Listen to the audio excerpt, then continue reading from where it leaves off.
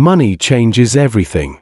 At least, that's what Bryce Ashford believed as he stood in his marble-floored mansion, watching the morning sun filter through floor-to-ceiling windows.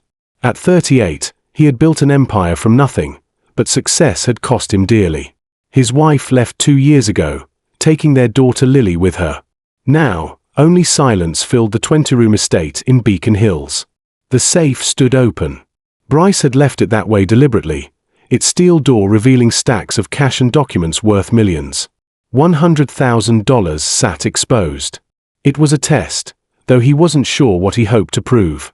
Footsteps echoed in the hallway. Light, careful steps that belonged to someone trying not to disturb the morning quiet. Bryce retreated to his study, leaving the door slightly ajar. Dana Mitchell entered the room. She was 26, though her weathered hands suggested someone who'd worked twice that long.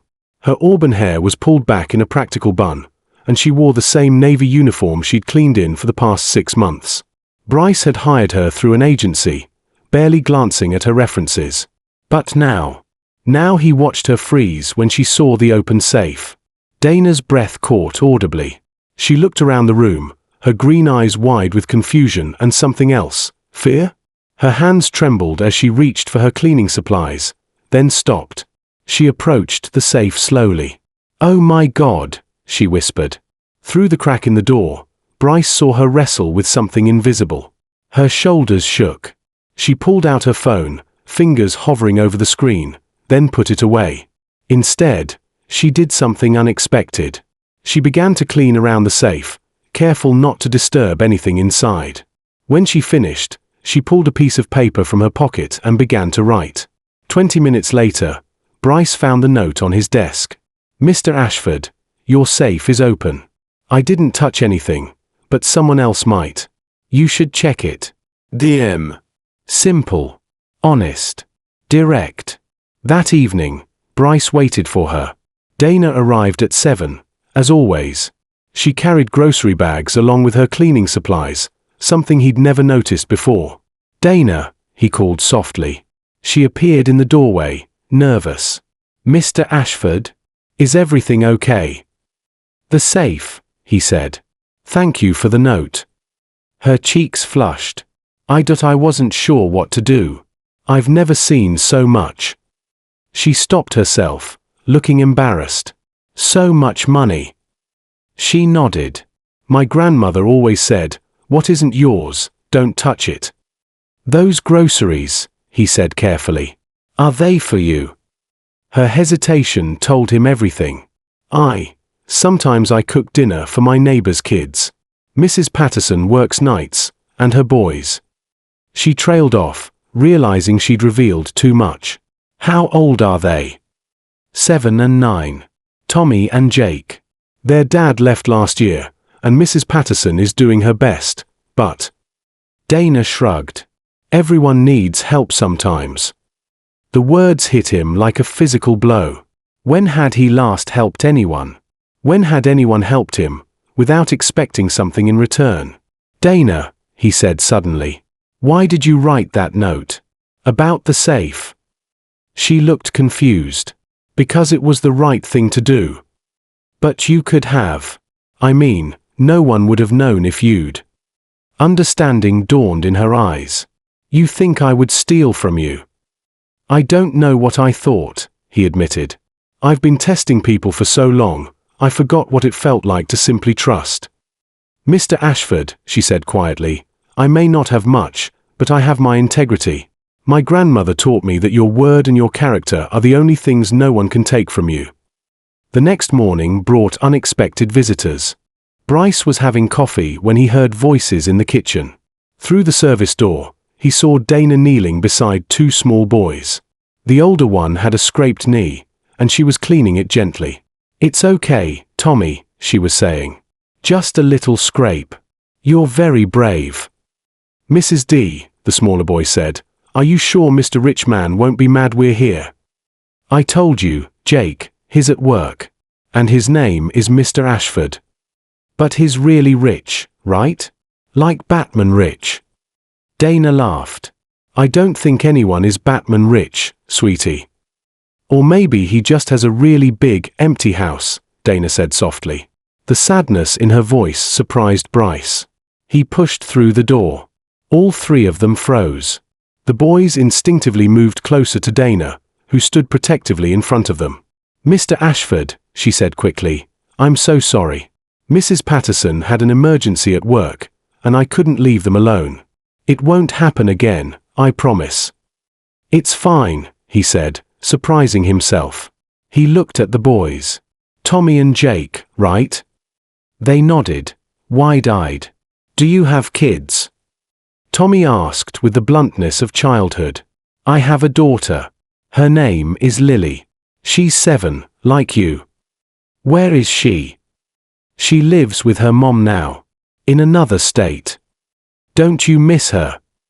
Jake asked. "Every day." "You should call her," Tommy said matter-of-factly. "That's what my dad was supposed to do, but he never did. It made Mom really sad." 3 days later, everything changed. Bryce returned home early to find police cars in his driveway. His heart hammered as he rushed inside, finding Detective Morrison interviewing a tearful Dana in his living room. "What's going on?" he demanded. "Mr. Ashford," the detective said, "we're investigating a theft. $5,000 was reported missing from Mrs. Patterson's apartment yesterday. A neighbor said they saw your employee here with the children around the time it happened." Bryce looked at Dana, who was shaking her head frantically. "I would never, Mr. Ashford. You have to believe me. I would never steal, especially not from Rebecca." "What evidence?" Bryce interrupted when the detective mentioned proof. "Mr. Ashford," Dana said quietly, "Rebecca doesn't have $5,000. She works 2 jobs just to pay rent." "I've been helping her," Dana continued, her voice barely audible, "for months. $50 here, $100 there. Money for the boys' school supplies, for groceries when things got tight. I told her it was from a church fund." "How much have you given her?" Bryce asked. "Maybe $800 over the past few months." "Because there is no missing 5,000, a new voice said from the doorway. They all turned to see Rebecca Patterson, holding a manila envelope. She was small and tired-looking, with worry lines that seemed too deep for someone barely 30. "Rebecca." Dana stood up quickly. "What are you doing here?" "Trying to fix the mess I made." Rebecca's voice was thick with shame. She handed the envelope to Detective Morrison. "The money's all here. All 5,000. My ex-husband called yesterday," Rebecca explained. "He said he'd been thinking about the boys, wanted to help. When I got home, the money was there. But then he called back. He said he'd changed his mind. He wanted the money back, or he'd call the police and claim it was stolen." "So you hid the money and let him make the report?"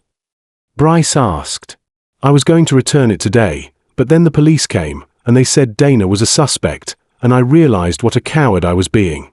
This woman has been nothing but kind to me and my boys." After the police left, Bryce sat with both women in his kitchen while the boys played in the garden.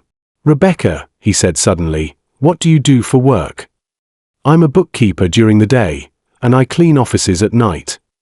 An idea was forming in his mind. "I have a proposition for both of you. Rebecca, I need someone to manage the household finances for my company's properties. It's remote work, flexible hours, and it pays well. And Dana, I'd like to offer you a position as household manager. You'd coordinate with Rebecca, manage staff for all the properties. It would mean a significant raise and benefits." "Mr. Ashford," Dana said slowly, "why are you doing this?" He thought seriously. "Because you both showed me something I'd forgotten. That trust isn't something you test for, it's something you build. And because everyone needs help sometimes." 6 months later, Bryce's house felt different. It wasn't just the laughter echoing from the kitchen, or Dana's efficient presence. It was something deeper, a sense of purpose, of connection. The safe in his study remained open, but now it held different treasures: photos of Tommy's first successful skateboard jump, a drawing Jake had made, a letter from Lily, who was coming to visit next month. "You know," Dana said one evening, finding him staring at these new additions, "my grandmother had another saying. What was that? Money doesn't make happiness, but it helps a lot. But true happiness comes from giving, not receiving. Bryce nodded, understanding finally flooding through him. He had spent years accumulating wealth to fill the emptiness inside him, but the real treasure had been there all along, in the simple act of trust, in the choice to see the good in others. That night, he called Lily again. They talked for an hour about cats and school and her upcoming visit. When he hung up, he felt rich in ways that had nothing to do with money. The safe remained open, but Bryce had learned something invaluable. The most precious things in life couldn't be stolen because they multiplied when shared. Trust, kindness, love, these were investments that paid dividends in ways no banker could calculate. And sometimes, the best test of character wasn't what someone did when they thought no one was watching. It was what they did when someone was.